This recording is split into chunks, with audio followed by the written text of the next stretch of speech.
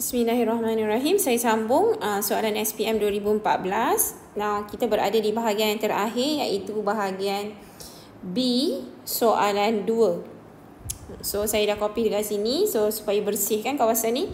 Okey. So, dengan menggunakan sama ada asid E atau asid J, huraikan satu eksperimen untuk menentukan haba peneutralan. Sertakan langkah pengiraan dalam jawapan anda. Saya rasa kebanyakan sekolah memang buatlah soalan ini kan, haba peneutralan. Kalau ingat lagi, kalau kita lukis rajah membantu you menulis prosedur. Tetapi tiada markah untuk rajah ni. So mudah untuk you terangkan saja. So saya nasihatkan lukislah sikit dulu untuk draft your answer. So kita ada, katalah saya nak pilih asid J kan, sebab asid J adalah yang kuat kan. So saya pilih yang dia. Okay. So, kita ada cawan polystyrene. Remember, untuk buat soalan berkaitan dengan termokimia, eksperimennya semua menggunakan cawan polystyrene ataupun cawan plastik, bukan bika. Okey, so kita ada cawan polystyrene, kita akan masukkan asid J lah dalam satu cawan polystyrene. Lepas tu, kita akan sukat suhu awal asid J ni. Okey, kita kena bagi tahu juga berapa banyak asid J yang kita nak masukkan. Okey, kita will do the same thing untuk kalium hidroksida. Kita masukkan kalium hidroksida, lepas tu kita sukat. Sukat apa? Sukat suhu dia. Suhu awal kalium hidroksida. Kemudian kita campur kedua-dua ni together. Lepas dah campur together, kita akan kacau. Lepas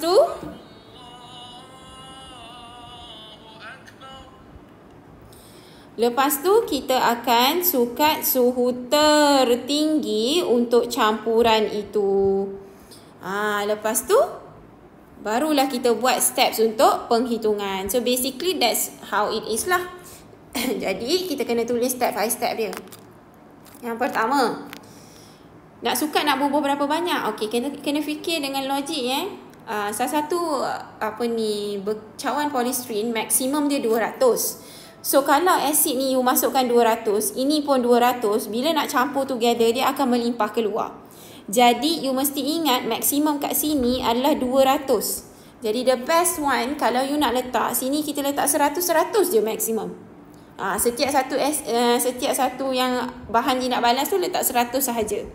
Nak selamat lagi, letak 50-50. Then selamatlah. Okay? Tak kisahlah, asalkan maksimum kat dalam cawan polystyrene ni letak 200 sahaja supaya dia tak melimpah keluar. Okey, so kita tulis sukat dan tuang.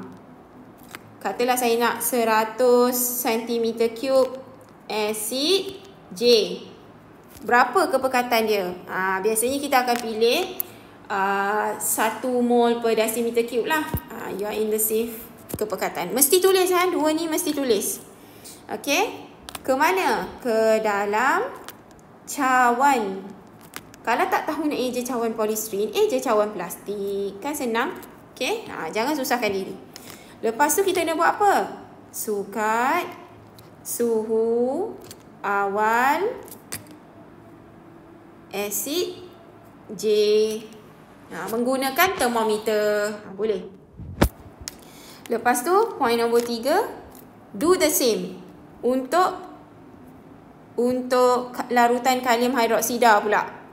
So, I will do the same untuk larutan kalium hidroksida. Okay. So, saya ubah ini kepada larutan KOH. Isi padu dia sama, kepekatan dia sama pun tak ada masalah. Okey, kat sini sukat suhu awal larutan KOH. Ini point nombor 4. Okey, lepas tu campurlah kedua-dua. Campur kedua-dua larutan. Campur kedua-dua larutan dalam satu cawan plastik. Okey, lepas tu kacau campuran. Lepas tu buat apa?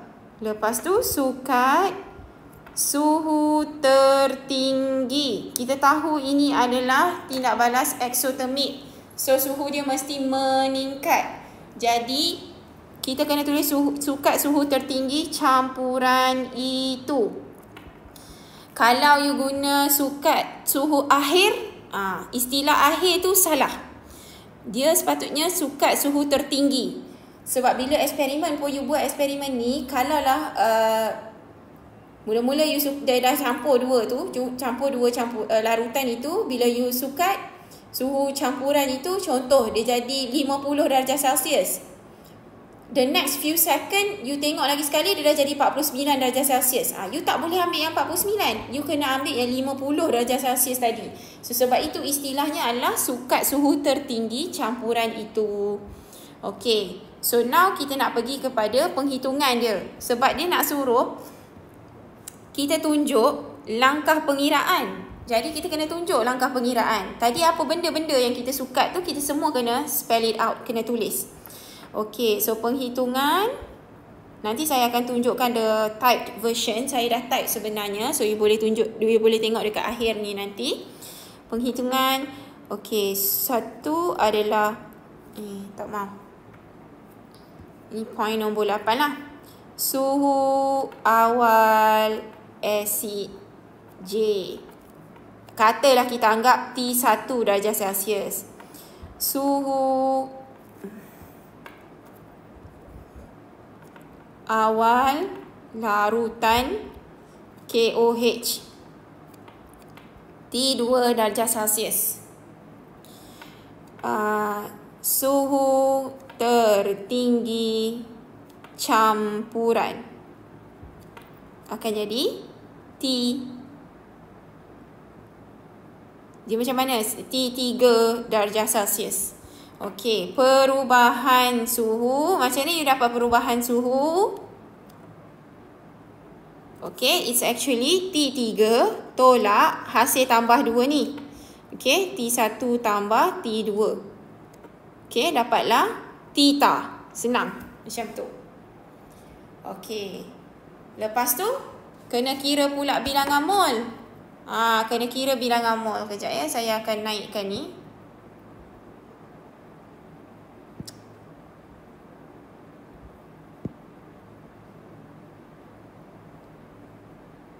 Okey, kita kena kira bilangan mol.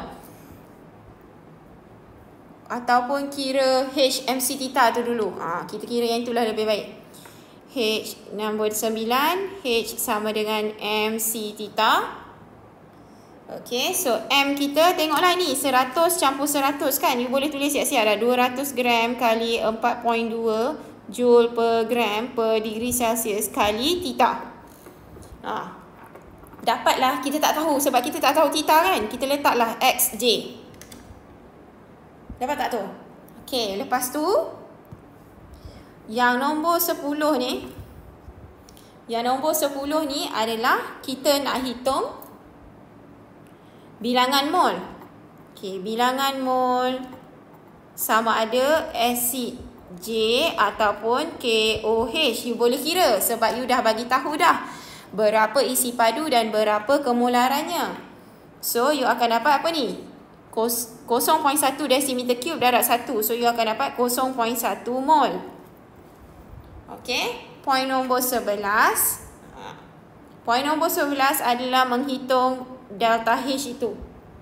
Okey, delta H tu kita hitung macam mana? Kita ambil X, kita bahagikan dengan bilangan mol. Ini macam ni. Lepas tu kita akan dapatlah contoh Y joule per mol. Tapi belum cukup sebab kita kena letak negative sign kat sini. Okey, so macam tu dah you boleh jawab.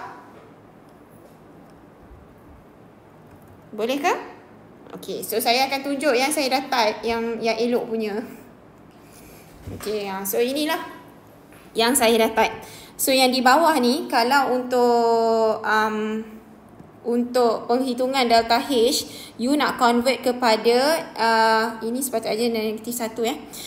Kalau you nak convert kepada kilojoule per mol pun adalah lebih baik. Okay, so cuma saya takut bila saya dah type macam ni, saya tak terang satu-satu, takut you tak nampak dan tak tahu mana datang benda tu kan. Okay, so saya harap clear untuk jawab soalan berkaitan dengan huraian eksperimen untuk haba peneutralan. Okay, sekian, terima kasih. See you in the next video.